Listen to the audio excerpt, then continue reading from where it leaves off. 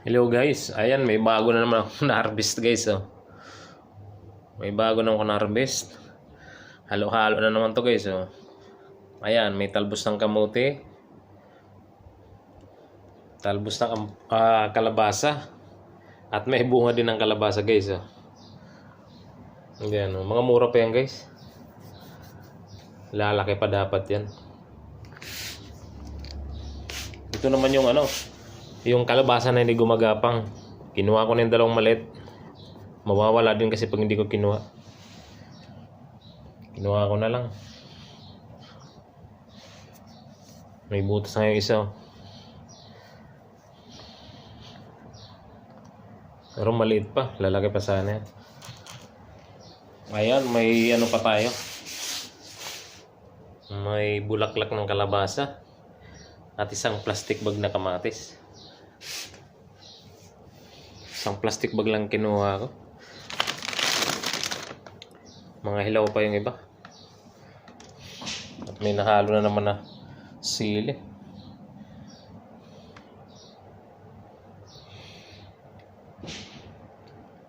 Ay kung talaga guys, kukunin ko. Napakarami guys yung kamatis niyan guys.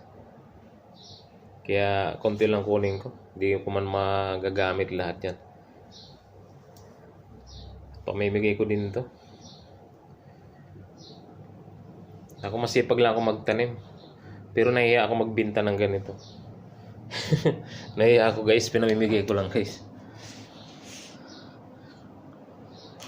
Ayan.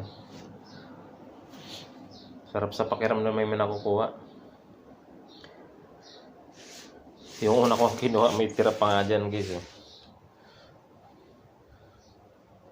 Pero pinamigay ko na yung iba.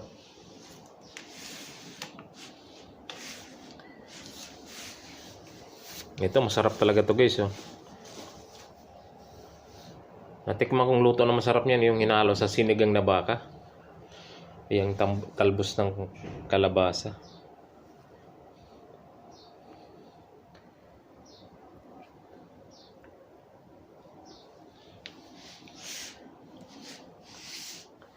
Ayan, kahit pa paano may nakukuha din akong bunga ng kalabasa ko. Yun nga lang, hindi magulang. Hindi tamang laki. Yung niluto ko nga talaga yung buto, bubot na bubot pa. Kaya nung niluto ko, hindi ko na tinanggalan ng buto. Sobrang lambot pag naluto. Ito yung buto. Parang parang naggulay ka ng mura pa na opo. Di ba ang opo pag ginugulay, pag mura pa, hindi man tinatanggalan ng buto. Ganon na ganon guys.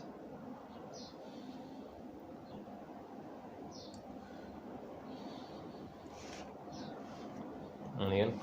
Mag-isa lang ako, sagana ako sa gulay. Sagana. At marami din ako nabibigyan.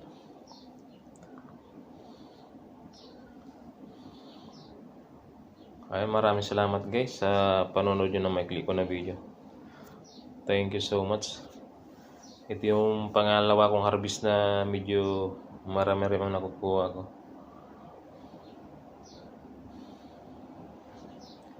Salamat guys.